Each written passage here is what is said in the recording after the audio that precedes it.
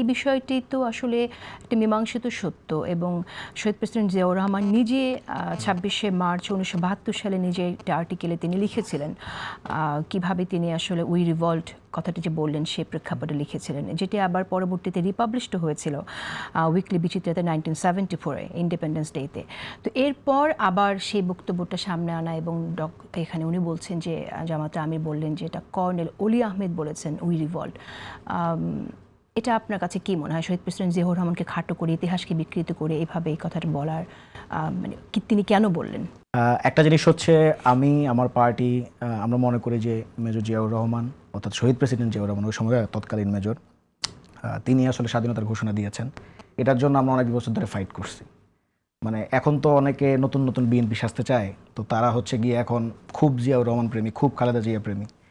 তা আমরা যখন ক্যাম্পাসে ছিলাম তখন শহীদ প্রেসিডেন্ট জিয়াউর রহমানের জন্মদিন উদযাপন করা থেকে শুরু করে মানে তাদেরকে জন্মদিনে সেলিব্রেট করা ইট ওয়াজ সো টাফ, বাট আমরা করেছি।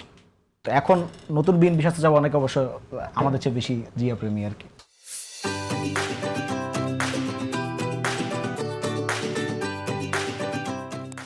ইস্যুটা হচ্ছে আমরা মানি যে মানে তিনি হচ্ছেন এই প্রোক্লেমেশনটা দিয়েছেন ইন্ডিপেন্ডেন্সেরটা, কিন্তু জামায়াতে ইসলামের আমিরের কথাকে যেভাবে পোট্রে করা হচ্ছে আমার মনে হয় এটা পুরোপুরি ওরকম না। উনি বলেছেন যে উই রিভোল্ট বলে কর্নেল অলি আহাদ উনি হচ্ছেন প্রথম উই রিভোল্ট তিনি বলেন। শুনেন না আমি শেষ করি, সরি আমি বারবার ভুল করে ফেলছি। আচ্ছা, অলি আহমেদ উনি হচ্ছেন গিয়ে উই রিভোল্ট বলেছেন, প্রথম উনি ঘোষণা দিয়েছেন। আচ্ছা, পরবর্তী লাইনে কিন্তু উনি আবার এটাও বলেছেন যে তিনি মেজর জিয়াউর রহমানকে নিজ হাতে করে সামনে এগিয়ে দিয়েছেন।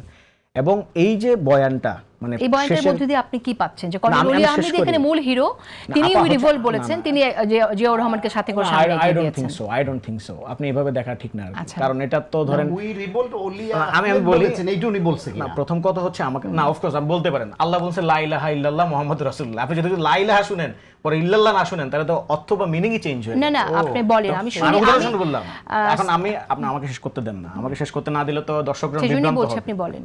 তো ইস্যুটা হচ্ছে উনি বলেছেন উই রিভোল্ট বলে কর্নেল এই অলি আহমদ সাহেব তিনি হচ্ছেন প্রথম এই কাজটা করেছেন। পরবর্তীতে উনি বলেছেন যে মেজর জিয়াউর রহমানকে উনি নিজ হাতে করে এগিয়ে দিয়েছেন। আচ্ছা পরের কথাটা আমি পরে আসি। না আপা আমাকে শেষ করতে দিতে হবে, মানে দর্শক বিভ্রান্ত হবে, প্লিজ ডোন্ট ডু দিস। তো এই যে বয়ানটা যদি এমন হইতো যে এটা উনার নিজের বয়ান তাইলে হয়তো আপনি উনাকে অভিযোগ করতে পারতেন, এখন উনাকে অভিযোগ করতে পারেন, সমস্যা নাই। কিন্তু আমি নিজে কর্নেল অলি আহমদ সাহেবের একটা ইন্টারভিউ দেখেছি যেটা উনি 24শে আগস্টের পরে উনি দিয়েছেন চ্যানেল আইতে সম্ভবত, সেখানেও তিনি কিন্তু একই বয়ানটা দাঁড় করিয়েছেন। এবং আমি যদি ওনাকে ভার্বাটিমলি একদম কোট করি সেখানে তিনি বলেছেন যে উনি একটা থানায় গিয়েছেন, থানায় যাওয়ার পরে মেজর জিয়াউর রহমান সাহেব যেহেতু তিনি তার চেয়ে সিনিয়র, তিনি থানার যে অফিসারের আসন সেখানে তিনি বসেছেন, তার সম্মুখে বসেছিলেন কর্নেল অলি আহমদ সাহেব। এবং পরবর্তীতে কেউ একজন মিস্টার মাহমুদ নামে কর্নেল অলি আহমেদ তাহলে এটা যখন প্রেসিডেন্ট জিয়াউর রহমান বলেছিলেন তখন চ্যালেঞ্জ করেননি কেন?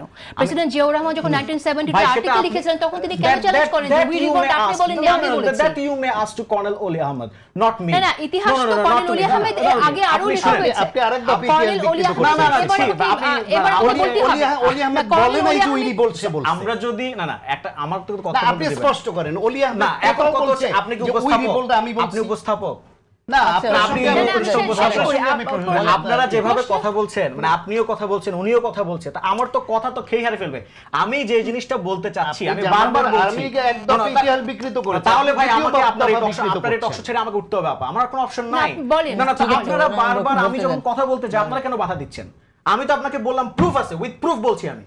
উই রিভোল্ট আবার বলছেন আপনি কথার মাঝখানে এটা আপনারা যদি এভাবে আটকান তাহলে আপনার এই টক শো আমরা ছাড়তে হবে ভাই। আপনারা তো মানে কোন নিরপেক্ষ প্ল্যাটফর্ম হইলো না। আমি ইতিপূর্বে অনেকবার আপনি বলেন আপনারা খুবই বাজে কাজ করছেন আপা, সরি আমি সরি টু সে আপনারা খুবই বাজে কাজ করছেন। আপনারা বারবার এমন আপনি দুঃখিত না আপনি সালাউদ্দিন শিফা এটা এমন ভাবে যাবে আমি বলি এটা এমন কাটপিস আকারে যাবে মনে হবে যে আমি ইতিহাস বিকৃত করছি। আপনি না আমার কথা শুনতে হবে। আপনি যদি আমাকে আপনি যদি আমাকে বলতে না দেন মানুষজন তো বিভ্রান্ত হবে। তো আপনি আমাকে বলতে দিতে হবে। আমি আপনাকে বললাম চ্যানেল আইতে 2024 সালের আগস্টের পরে কর্নেল অলি আহমদ সাহেব নিজে একটা বক্তব্যতে এই ধরনের কথাবার্তা বলেছেন। আচ্ছা এখন তাহলে আপনি যদি মনে করেন যে এটা উনি ভুল বলেছেন এবং আমি তো ভাই আমি কথা বলবো, আই রিমেইন সাইলেন্ট। আচ্ছা আই রিমেইন সাইলেন্ট। না, Is this how you এখন ঠিক আছে, is this how you run a ঠিক talk show? আছে, Is ঠিক this আছে। how আমার মনে হয় কি you doctor guys are interrupting Shahabuddin- every now and then, every doctor now and then Shahabuddin you guys are শান্ত, interrupting. আমি একটু শুনতেই চাই সালাউদ্দিন শিফাতের হ্যাঁ। কাছ থেকে আরেকটু শুনতে চাই বলেন। যে কর্নেল অলি ছাড়া কোন ইতিহাসবিদ বলে গেছেন যে উই রিভল শুনেন, শহীদ প্রেসিডেন্ট জিয়াউর রহমান বলেননি, তো আপনি তো আমাকে এটাও বলতে বলবেন। দিচ্ছেন না, হ্যাঁ, আপা। বলেন, go ahead. আপনি এর মধ্যে ইন্টারাপ্ট করবেন না। Go তাহলে আপনি ahead. প্রমিস করেন যে ইউ উইল নট ইন্টারাপ্ট। না, you are given 1 minute time. No no 1 minute time করে আপনি তো আমাদের সময় নষ্ট করছেন। ফার্স্ট অফ অল আচ্ছা, কথা হচ্ছে বলেন আমি আপনি, বলেন। নিজে বললাম আমার স্ট্যান্ড বললাম, আমি আমার স্ট্যান্ড বললাম, আমার দলের অবস্থান বললাম। আমি এটাও বললাম যে আমরা মেজর জিয়াউর রহমানকে, পরবর্তীতে শহীদ প্রেসিডেন্ট জিয়াউর রহমানকে আমরা কিভাবে দেখি, আমি এটা বলেছি। তারপর বললাম যে জামায়াতের আমির সাহেব যে কথা বলেছেন সেখানে তিনি কর্নেল অলি আহমদ সাহেবের রেফারেন্সও আছে, উনি এই কথাটা কোন কোন জায়গায় বলেছেন।